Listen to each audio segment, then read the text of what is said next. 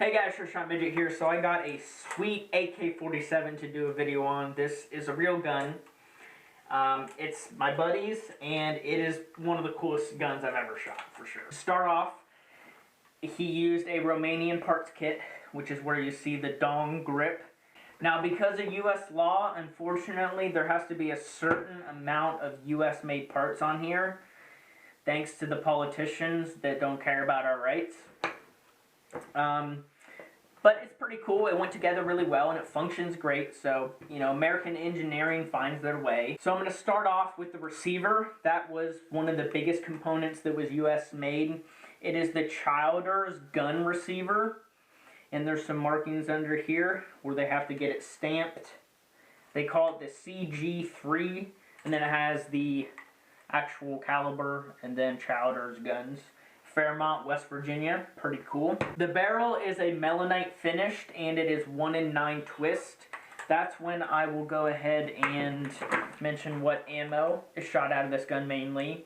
It's Wolf and Barnell's. They're both steel case. The Wolf is 124 grain FMJ, and this is 123 grain FMJ. Just literally a 1 grain difference is nothing. So that's what is going to be shot through here. Fantastic ammo, cheap. So that's pretty much everything besides the upgrades. The only upgrades that were done was the muzzle brake. I don't really consider the barrel or the receiver an upgrade because that was required by law to have those U.S. parts. The only real upgrade is the muzzle brake, and it is the AK Operators Union muzzle brake. It's pretty dang effective, I will say.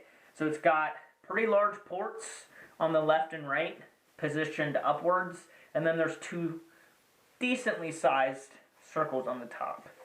So it's going to act as a compensator, muzzle brake, and it actually seemed to hide the flash pretty good as well. Now, since I mentioned all of the actual parts and everything, I'll talk about the features. It's basically a standard AK, but I'll run through it. So the stock here is obviously Romanian wood. What's pretty cool is there's, what do they call this, like trench art? Trench art, yeah. It says Lori, and then it's circled. What is that, Lori from The Walking Dead? I don't believe, no, there's no cleaning kit in there.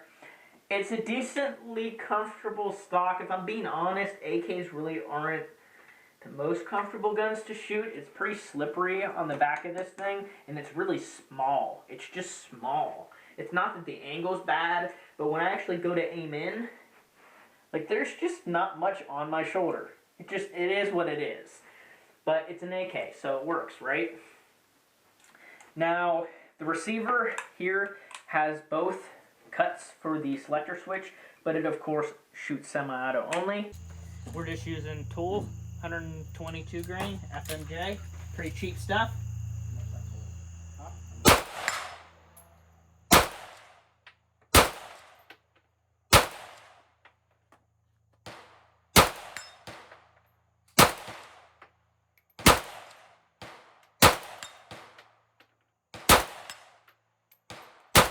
The trigger in here is a Palmetto State AKV trigger. So I upgraded my AKV trigger with a ALG 3.5 pound. And so I took the old trigger set out and I ended up selling it to my buddy for pretty cheap. And when he sent this off to the AK builder, they used the PSA AK trigger. So it's probably 4.5, maybe 5 pounds. It's kind of creepy, and then it fires, but there's a lot of play. So when the trigger's held back, cycle the action, the reset is decently far forward, and when it hits a certain point, the trigger kicks your finger out. It's just and it's a really loud reset. On the front is wood, of course. Again, the dong grip. Now, the dong grip can hinder your magazine insertion. This one is the Romanian magazine that came with the kit, if I'm not mistaken. He uses other steel magazines. Some of them have the bolt lock, follower, and then the Magpul ones. The Magpul don't fit in here very well at all because of how tight it is with the actual grip. So these 30-round steel ones do great, honestly. To get it in, get it up in there, and it's pretty easy to unload, okay? With the Magpul ones, it's much larger on the bottom, and they are a really tight fit. So that's kind of a bad thing with this gun for sure.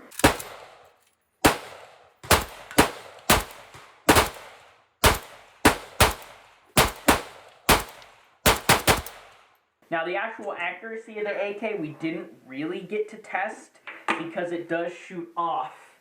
It shoots probably about, I would say like 5 inches too much to the right. It disassembles like your standard AK.